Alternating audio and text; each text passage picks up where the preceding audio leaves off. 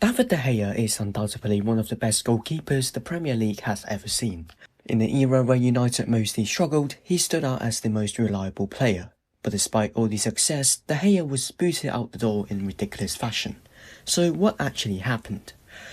In the summer of 2022, Erik ten Hag became the new manager of Manchester United.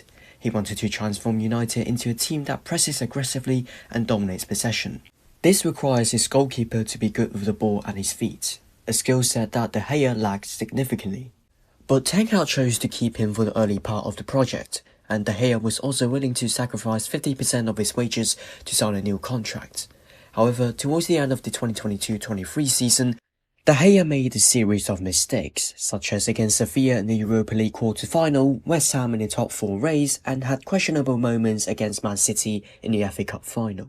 On a positive note, however, De Gea won the Golden Glove by keeping 17 clean sheets in the Premier League. This gave Ten Hag a dilemma: keep De Gea or find a goalkeeper that's better on the ball and well suited to his tactics.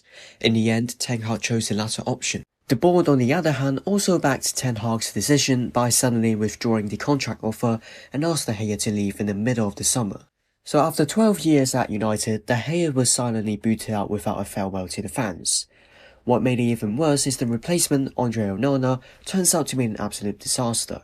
He was a terrible shot stopper, and United's build-up play neither changed nor improved.